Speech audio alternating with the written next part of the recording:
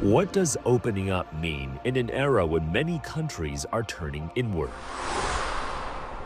Because 36 years ago, I did not have this view. My first time I remember was, I think, October 89, overlooking the Huangpu River with all these boats. There were much more.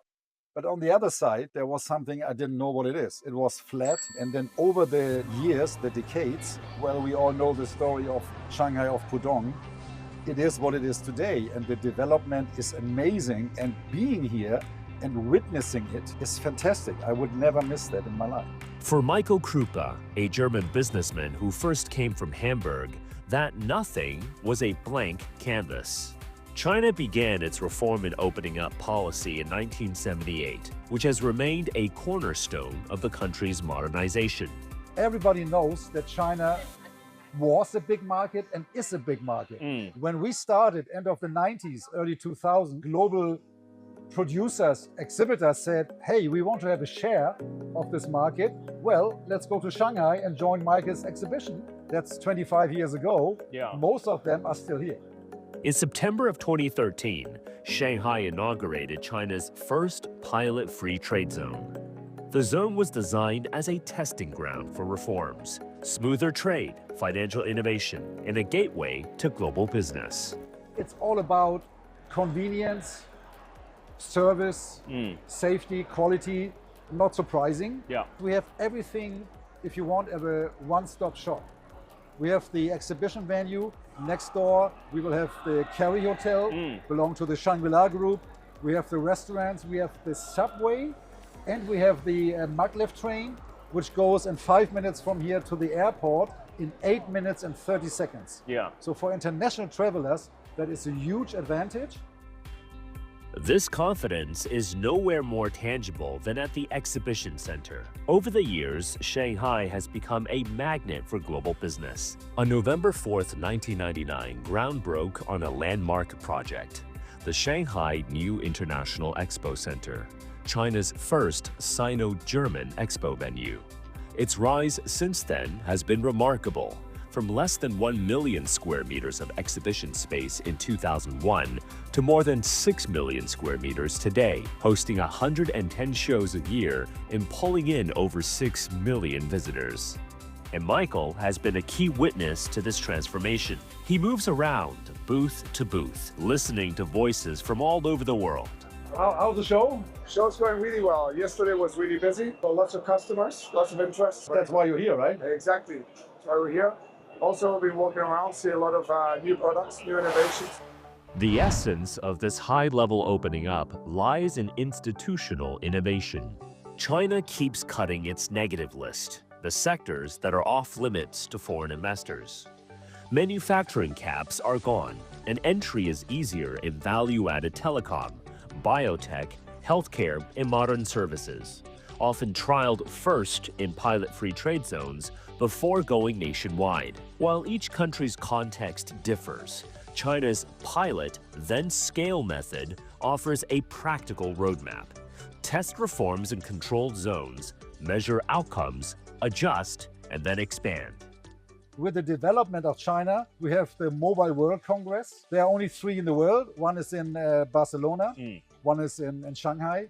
The idea of the FTZ was also to attract high tech on a higher level. It's a vivid snapshot of Shanghai's booming exhibition economy. By leveraging global platforms like the China International Import Expo, the city demonstrates its enduring and powerful appeal to the world. This is the world's only trade fair at the national level dedicated to imports. During China's 14th five-year plan period from 2021 to 2025, China imported over 15 trillion US dollars worth of goods. Now, to put that number into perspective, that's around 3 times Germany's economic output in 2024. China is completely ready to open its doors to foreign companies, foreign technology, to promote import. You have export, that's very common, but import, export, this is very, very rare. For 8 years, the China International Import Expo, or the CIIE, the world's first national exhibition dedicated to imports, has been a major gateway into the Chinese market. The 8th edition of the CIIE in 2025 saw intended deals reach a record $83.4 billion. That's up 4.4% from the previous year. And the momentum continues, with nearly 100 companies already signing on for the 2026 Import Expo, a clear sign of the CIIE's global appeal. It reflects the confidence many international firms have in the opportunities created by China's continued opening up. From the bustling exhibition hall to the beating heart of global trade, the reforms tested in the pilot-free trade zone needed to work here at the port of Shanghai, the busiest container port on the planet. In 2024, the port of Shanghai handled a record-breaking 51.5 million containers. That makes the port of Shanghai the world's first port to surpass the 50 million mark in terms of annual container throughput. But with ships arriving around the clock and tens of millions of declarations to process, how does this port stay not only highly organized, but also efficient? 海关那边也是不需要进行现场的审单，这样的话，整体可以从20小时变成2小时。The innovation driving that change is China's single window platform. 上海的企业就可以向中国的其他地区发送报关，这个是在国际上是领先的。国际上大部分的国家在进出口过程中还是停留在原来纸质的一个城市的，是不能跨城市的。But then you start combining Chinese technology. I do think we see a number of countries around the world adopt Chinese tech solutions, and we'd like to have a free trade zone altogether from China. It is good that China is opening up its markets. It has announced zero tariffs for African countries. I hope they can take adequate advantage of these opportunities so we can trade more. And we hope that countries that are major economies and leaders will continue to find a way to, yes, help solve global problems through international cooperation, through global institutions. While coastal free trade zones often make headlines, China's inland regions have long played a vital role in opening up as critical logistical corridors, hubs of innovation, and platforms for international cooperation. In the city of Xi'an, home to the terracotta warriors, ancient trade routes are transforming into a new kind of connectivity. The caravan of camels that trekked through the ancient Silk Road of yesterday has now transformed into the steel caravans of today. In May of 2022, a China-Europe Railway Express train departed from Xi'an, carrying advanced agricultural machinery bound for Kazakhstan.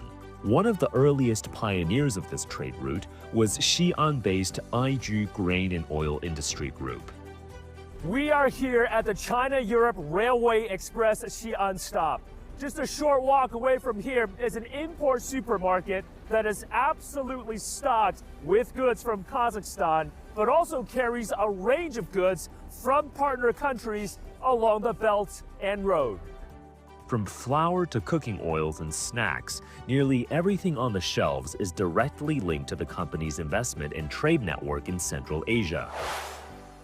一带一路建设原则就是共商、共建、共享，咱不勉强。对你来说，你认为你的益处在哪？对我来说，我的益处在哪？大家可以合作，咱们没有其他的前提条件。就在打破原来说我赢了，你一定输，我们是双赢。With trust built abroad, Aiju's next challenge was back home, opening up the domestic market to Kazakh products. 首先，我们在海外的种植面积或者是贸易吞吐量大了，那么他们也会种的越来越多，同时呢，因为中欧班列的这个方便的快捷通道，使得运输成本大大的减少。那会不会进口这些哈萨克斯坦的面粉对国内的这个小麦和面粉有一些冲击呢？因为中国的消费基数比较大，那么老百姓呢，对好产品的追求是越来越高。我们要用不同的产品来丰富我们的生活。The corridor became a symbol of mutual benefit. Landlocked countries like Kazakhstan were quick to join. Now, with the China-Europe Railway Express and a logistics hub to eastern China's port of Lianyungang, Kazakhstan now has a gateway to the Pacific Ocean. 陆上运输和海上运输结合，出口到了越南，出口到东南亚，它的货物走陆海这种新通道，进入到东南亚，实现它粮食第一次向东南亚的出口。 The China-Europe Railway Express has created a resilient international logistics supply chain. It reaches 229 cities in 26 European countries and over 100 cities in 11 Asian countries. The time it takes to run 10,000 trains has been cut from 90 months initially to under 7 months today. 我们中欧班列长安号最远运输抵达西班牙的巴塞罗那。我们最早的话，可能一趟班列20多天到欧洲，现在最快11天就可以到达欧洲。And the trade went far beyond wheat and flour. Beyond the concrete and rail, the most powerful transformation was in people. 哈萨克人呢，现在家里有啥事儿，会请我们中方员工到家做客，婚丧嫁娶各种活动，哎，这种的人们之间的交流，这种民心的相通，哎，使他们真正感受到了中国人来哈萨克，那就是一家人。 Professor Liu believes China's growing openness provided abundant opportunities for all countries around the world. 应该这样来讲，中国现在是世界上最大的消费市场。 也是世界上最大的这个生产产品的这种国家，我们具有很大的这种包容性。中国经济的开放性、包容性是并存的。我们愿意和许多国家开展合作，实现买全球、惠全球这样一个目标。The Belt and Road Initiative was redrawing trade maps across the globe, and for Hannes from Malaysia, it was a signal to come home. After 8 years leading outdoor groups in Australia, he saw the BRI not just as new infrastructure, but as a direct route to his own entrepreneurial dream. He returned to Malaysia in 2015, combining his deep experience in the outdoors with the burgeoning trade network to launch a new camping equipment business from the ground up. It's from China. Actually, we got some other brand as well. We put it here because it's a new arrival. And it's a hot item. In Malaysia, there's not so many outdoor shops. Actually, started this business online through the e-commerce. What was once a small online retailer is now one of the most successful camping equipment businesses in Kuala Lumpur. We plan to open more shops. We prove that Malaysia has a capacity. We have a market, we have a capacity, we have a chance for growth. His success of today is in sharp contrast with the struggles when he first started out and couldn't find reliable, affordable products. Sourcing part is one thing. Before I get to know how to get the product from China, that's the hardest part.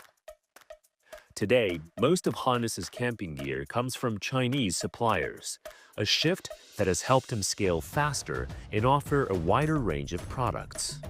I didn't expect that, but it's a good. I did some exploration, asked people around, travel around, sourcing. I think I come to the right place, and to find that China can manage to produce that. Malaysia has been a key partner for China in the Belt and Road Initiative over the past decade. Cross-border e-commerce is a significant part of that economic cooperation. The uniqueness is because it covers the city, it covers the suburban, but it goes to the very rural sector, provinces, which is relatively one or two of the poorest regions. So we now provide connectivity, fast, modern. It is able to propel economic growth. Not only in the cities, but suburban, but it would include the rural heartland. Chinese President Xi Jinping has said that openness is a defining feature of China's modernization. And across the country, that commitment is taking shape in different ways. From institutional innovation to international cooperation, China's model of opening up is evolving, not as a one-size-fits-all prescription, but as a series of pathways that others can study, partner with, or adapt on their own terms. At a time when protectionism is rising in many parts of the world, China is moving in the other direction, building new mechanisms for a higher standard open economy and sharing its development opportunities with the world.